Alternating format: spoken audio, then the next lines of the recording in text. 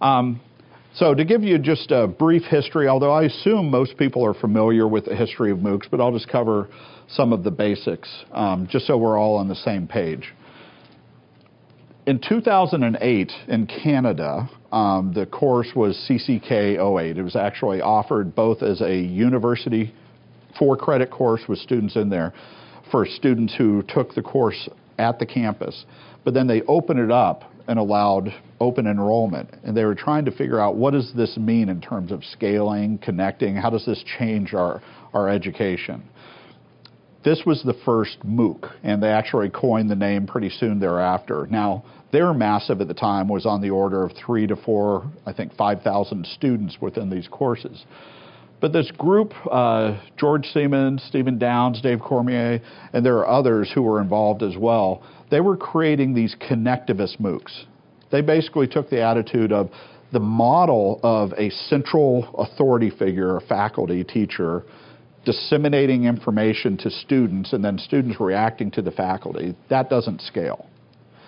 The real model, they believed, is the connections between the students. How do students work with each other and generate learning and knowledge by their interactions with each other? So this branch of MOOCs, the connectivist branch of MOOCs starting in 2008, have really been dedicated to sort of exploring that concept of how do you scale up and connect people. And there's a lot of papers and information behind it. Very important, very intriguing possibilities, but that's not the branch of MOOCs that's caused the change. Fast forward to 2011, and actually this was generated from Sal Khan. Sal Khan is the godfather of MOOCs, is the best way to think of this. Khan Academy, was created just for his nieces and nephews as he was tutoring them as a, favor to family. He's described that, in the Bangladeshi community, extended families are important, supporting each other, so he was doing some tutoring.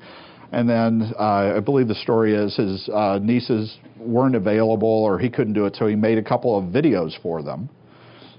And in the same tutoring that he did. He was a hedge fund manager, completely different subject. He wasn't an educator. Well, then his nieces said, I prefer the online version of you to you.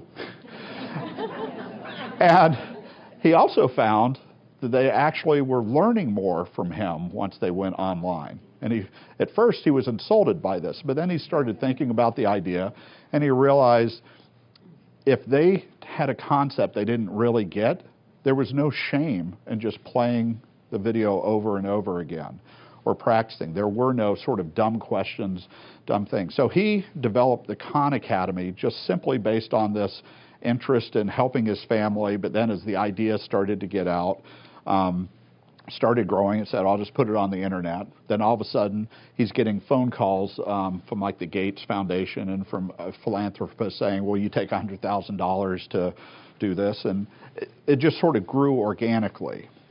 He gave a talk at TED, the talks down in Long Beach, and Sebastian Thrun from Udacity, well, he was at Stanford, and he's also the father of the self-driving cars at Google. So he and Peter Norvig, they both worked at Google, but they were both teaching at Stanford. They saw this TED Talk, and they were inspired, and they said, why don't we take our artificial intelligence course and do the same thing? We'll just throw it online.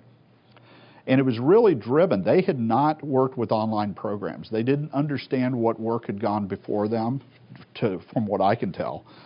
But they saw this one thing, and it inspired them. So they threw the course online. The stories become infamous, but they didn't know what it would mean. They actually were videotaping the lectures, and he does a lot of the same Sal Khan type thing of writing out equations and filming his hand. 160,000 students enrolled for that class, which the school was completely unprepared for. And it just opened up the floodgates. They very soon said, well, there's real value in online education. And then they ended up leaving, and Sebastian Thrun and a partner started Udacity. Two other people at Stanford working on similar programs, Daphne Kohler and Andrew Ng, they quit and they formed Coursera. And this was all within a 6-month time period. And then all of a sudden we had these two companies. A lot of it was driven by, have to be honest, the New York Times coverage of it, because once they covered it, it sort of drove student interest. but there was a thirst for open education and for students to learn knowledge. Wasn't always college-age students, but non-traditional students. But from there, the Stanford branch, it created Udacity and Coursera by the beginning of 2012. And remind yourself again, that was just a year ago. Meanwhile, MIT had their open courseware initiative, and then Harvard, I'm not quite sure what the connection was there, but MIT and Harvard decided to get into online education. And then they created edX as a joint investment where each school contributes $30 million to the development of it. Those are the big three players in MOOCs. And I've already pointed out the direct ties to the presidents and to the schools who were saying, we believe in online education, which I believe is triggering the change. Now, MOOCs are not self-sustaining at this point. There's no revenue model. There's no self-sustaining way to bring in money, either for commercial companies or even for the nonprofits like edX. There's no official way to credential, whether it's badges or accredited degrees or course credits. That hasn't been solved yet. There's a lot of talk about course completion rates being very low, typically below 10% of students who register for a course complete it. And I'll address this a little bit later. And how do you know, particularly when you have open enrollment, how do you know that the student is who they say they are? So there's some pretty significant challenges that MOOCs have to do to become self-sustaining. They haven't solved these problems yet, but they're out there, and it's very significant.